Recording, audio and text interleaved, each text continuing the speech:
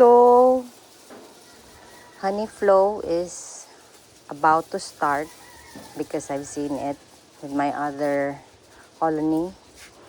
Pero, unfortunately, it's not looking good for these colonies here. Maybe a few. This one's quite old, so it's understandable. This queen isn't really performing well. Ito, she's doing good laying in terms of laying, but she has chalk brood infection, so I'm not gonna touch her. And I just did the shake swar method. And that one is okay. Not strong enough. Ito sana, si Maloy. Ito sana, but just recently I don't see big progress from her. So I need to gamble. What I'm going to do today is take frames from these colonies and supplement it to this and the one at home so that they will get stronger. So may 2 frames na may 4 na. 1, 2, 3, 4, 5 pala. So I think magtitira lang ako ng 2 frames. I'll just feed them a lot. Yan. So I will also stop sugar feeding today except for these colonies, itong tatlo, because they won't produce honey anyway. They will, but it's for their own consumption. So hindi ako mag-harvest dito. So I'll continue feeding this 3 so that para ma-boost ko lang sila. And this one and that one, last na today kasi pumapasok na yung honey and I'm seeing the Nara blooms. Actually now is more on pollen pa, but maybe in a week or 2 it will be more on honey. Sana hindi na uulan. If uulan man, hopefully sa gabi lang. Okay?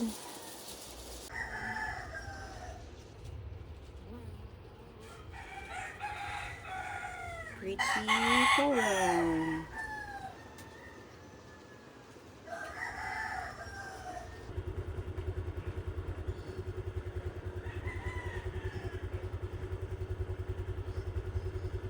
Kuha muna ako ng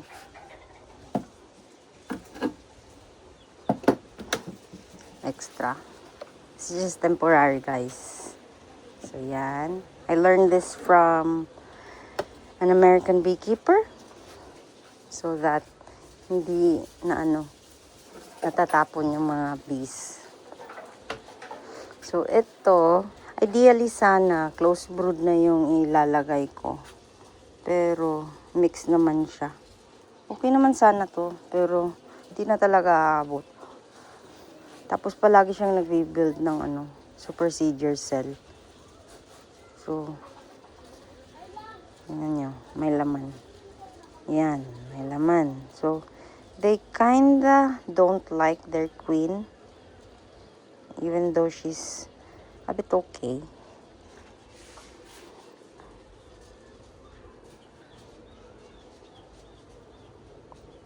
So, I'm donating this. And I'm going to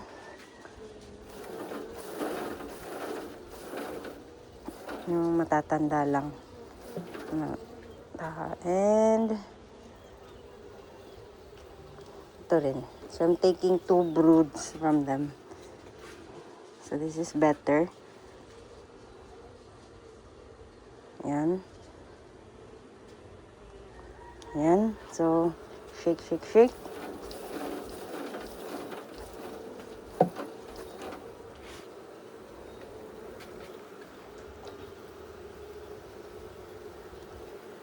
And then, I'm done with this.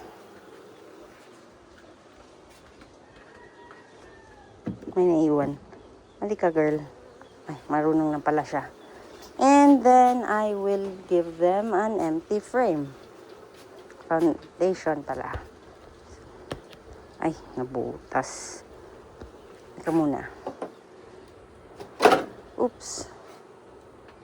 Meron ako nito. Sugar water spray.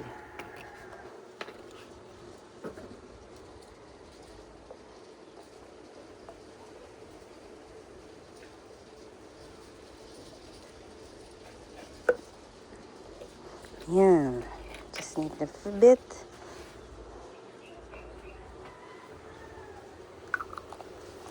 Spray them. This is food. This is where the pollen is and a lot of larvae. So, hindi ko na lang gagalawin yan.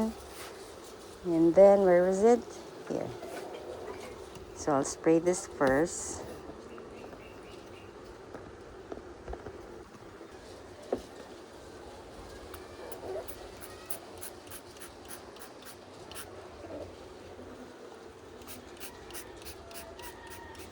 And then, lagay ko dito.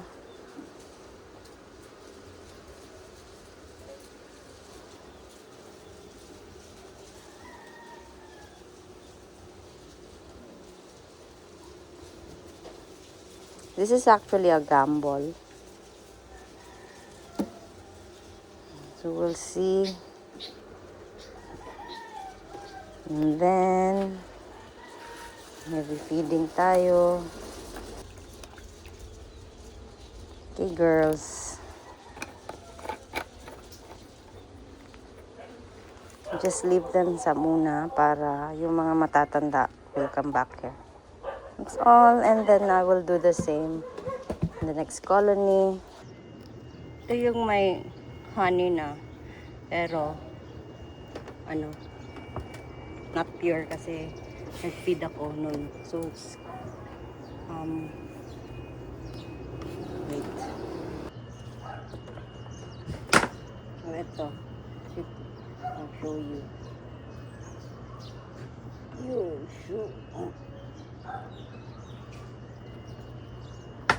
So, yeah. Umuto ng honey, oh. Mabigat na din. Kaso, I was feeding sugar, so I'm pretty sure 50% of this is merong sugar. So, nagmark na lang ako para alam ko I won't be harvesting from this.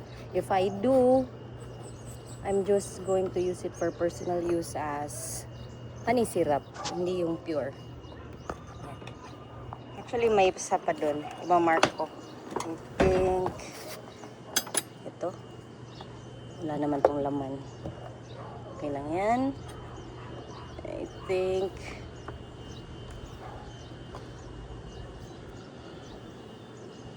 ito yata. Ayan, ito mabigat. Excuse girls. Yan, ito. Mabigat din. So, it's honey. Yan yun. So, may halo na tong sugar water.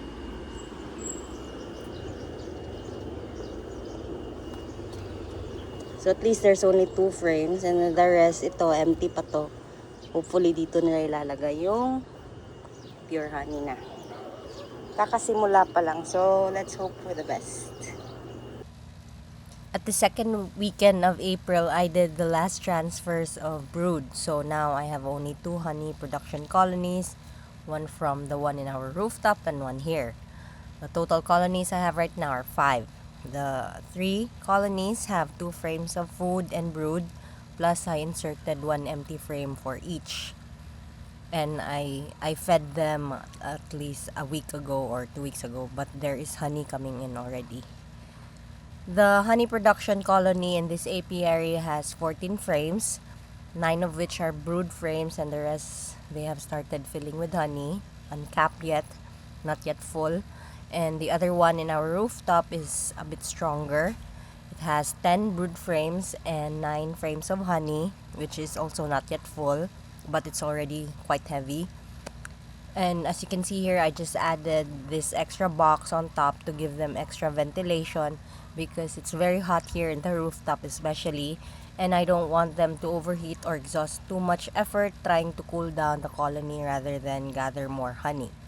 Hopefully the next update will be the extraction.